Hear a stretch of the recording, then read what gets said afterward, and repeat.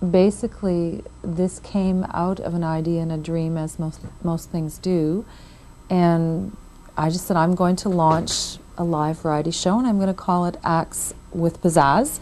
ACTS stands for Actors Collective Talent Showcase, and basically it is, if you picture Star Search, The Gong Show, and David Letterman combined, then you would have Acts with Pizzazz. And basically what that means is we have, each time the show goes on, 15 different acts, ranging from comedy, stand-up, sketch, troops, musicians, singers, dancers, people doing dramatic scenes, monologues, multicultural acts. I welcome multicultural acts. Basically, if someone called me and said that they twirled plates and they did it extremely well, I would give them a slot in my show. Okay, how do I get a hold of it? I have a prime line to the show, and that is area code 416-410-1405 or 653-8484, which is my ad in Now Magazine. If you look under auditions in Now Magazine, the first ad is Acts with Pizzazz, an ongoing ad for acts, and that has my phone number. Also, you could contact me through the website, the internet, if you're on the internet. The address, should I say the address? Please do. Is http://www.giftex, and that's giftex.com/acts, ACTS. And then if you highlight my name when you're in that website, you'll go to my personal website. Currently, we are at the back room of the Cameron House, and the exact address is 408 Queen Street West, and that's 1 block west of the intersection of Queen and Spadina, and we hold it there once a month. It's typically on the last Saturday of every month. Picture Woody Allen playing sax in a New York grunge bar. That would be the back room of the Cameron House, that has nice acoustics. The ceilings are high, but they are very strict about fire regulations. The room only holds 69 people, and they're very strict. The theme of being a venue to hone your craft, it is a place where people can network with people on the other side of the business to further their career. Dara, where do you see the show going? I have a dream for the show, and by the way, the slogan for the show is "Dreams do come true." I believe that very much so. And the show, what I want to happen for the show is it to become, firstly, seen by all of Ontario, which is currently happening on the show daytime. The acts are being seen. But I would like the show to be aired as a full show, and I would like it to be national, and then I would like it to be international, because I believe that there is so much talent in this country, and we do not have enough of a star system here. I mean, there is, no, don't get me wrong, there are stars that come out of Canada, but not enough. For the most part, stars, people who have talent leave, and they go to the States, and then, eventually we can't afford them. So basically what I would like to do as a producer is make a difference to the growth of stars. And I think I can do that through Acts with Pizzazz. You're an actress. I am, and I will always be an actress. I will always play piano, and I will always produce. So it will be something that I will juggle, and I will oscillate between those three mediums, because I love them all. Acting is something that is a passion of mine, and film, and I love theater as well. But producing also gives me a great deal of satisfaction. So I started doing that a year ago, whereas I've been in the acting business about 10, 12 years. So producing is new to me, but I still find it equally as exciting. Can you tell me about some of the roles you played as an actor?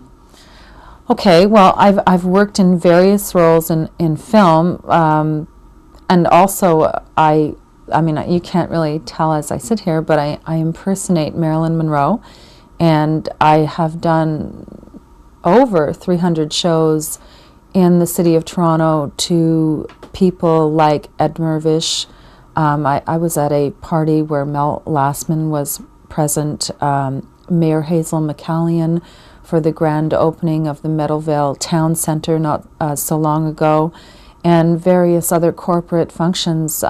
As I said, many, many birthday parties, over 300 shows, and that is something where I've created that character, and it also pays quite well. How did that come about? How did your first Marilyn Monroe show? Someone walked up to me and said, if you dress up, they were another actor, if you dress up as Marilyn, I think you will, work. And I just said, I don't look like Marilyn. But then I sort of thought about it, and I said, well, Norma Jean didn't really look like Marilyn either. So bang, I got the wig, I did the makeup, I had the dress specially made and tailored to me, and I got photographs at Harbour Castle, Hilton, and various other places where they have grand stairways and chandeliers. And then I went to various entertainment agents like King Entertainment and Top Talent. And as I said, I've done it over 300 times in the last couple of years. Also, recently I've created a character called Madeleine, and she is a French person from Quebec who used to work for Jean Chrétien, and she was the one who was present when her boyfriend climbed the wall and snuck into Monsieur Chrétien's house with the knife. Anyway, she had to leave because she wanted to come to Toronto to become a film star. Anyway, this is a comic character that I've created, which has like the black Ally Mae Clampett hair, and she wears the maid outfit because she really doesn't know that you're not supposed to dress as a maid when you go to castings. So I will be performing in the December 27th show that you will be filming as Madeleine with the Brave New Weasels.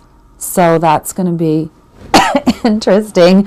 2 of the Brave New Weasels will be out of town for Christmas, and so I've mentioned to them that I would like to do something with them because I think they're wonderful, and perhaps as Madeleine, and they think that's a good idea because they've seen Madeleine and how nutty she is. So, and recently, the last show I did Marilyn as she would be at 73 years old today, as a sort of old drug addict, alcoholic.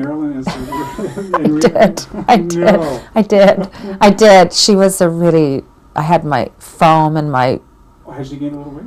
Oh, well, in my mind, she did. And I mean, she was 73, so yeah. and so I had my ratty old Goodwill dress on and gray hair and specs, and I just sort of missed with the makeup everywhere, and I just presented her as she would be today.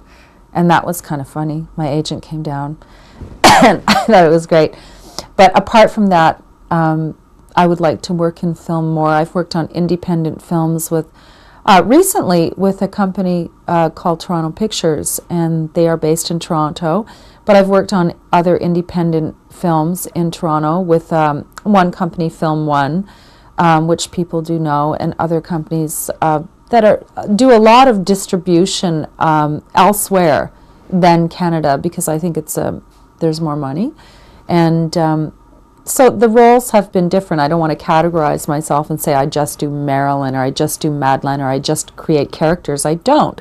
I recently did a dinner comedy theater musical at Gatsby's Theater Restaurant downtown, and that was singing and dancing music from the 40s, and I played, I had black hair, and I played a ditzy wannabe star, so this was a very comedic and different kind of role for me, because I mean, I'm used to doing acting, and I'm not used to doing singing, acting, and dancing combined. One of my acts, singer, songwriter, musician, Mo Cascanet, was in my show, and I had expressed to him, because I had witnessed the filming of one of the Frozen Ghost videos, which I thought was totally cool. And I've been in a number of industrials and worked on, 5 or 6, 7 commercials. And I mentioned to him that if he is ever doing a video, I'd, really like to be part of it. So lo and behold, he calls me up and he says, Dera, I'm doing another video. Would you like to be part of it? And I said, yeah, this is great. And for me, as a producer, actor, any exposure is good exposure. I'm not immune. To me, you do what it takes. And I really think that getting your face out there all the time is very important for talent and for producers. Yeah. And one thing I'll say, when you came out, you did put an effort into it. Because, and, that was... I didn't know what was going to be expected of me when I was going there, and I just thought I was being part of a crowd scene. And then he said, I guess he said, dance, and so, I danced my heart out. I gave it my best, and that's what I try to do. I try to give it 110%, whether I'm producing or acting, because I feel that it's very important to put your heart into things. And you didn't come with a shitty attitude. No, like that, And, look, I've worked, not you to. know what that's about. Exactly, not to sound negative, but I've met in the 10 years that I've been in this business, I've worked with enough people with attitude to know what not to do. So I try to be, no attitude, as you say, and to be fair, whether you're working with talent that are working for you, or you're on the other side where you're working for them. Basically, take direction, do what they ask you to do, and give it your 110%, because the people are going to appreciate that, because they're going to get a good product out of it. If you can make some reference to the scene, Well, Mo. For the. Do you want to still find your story? Or? Well, yeah. Then I meet you. Oh, okay. Okay, I meet you, which is, I'm looking at this camera and I'm going, Rogers. Okay, Rogers. So I say to Mo, I go, Mo, your friend there, what does he do? And he goes, oh, he's part of the scene. And I'm like going, well, that is just too coincidental, because Ben, was mentioning to me, because I'm finished with the show Daytime on the 18th, so Ben was mentioning there is a show, The Scene, that, might work well for you.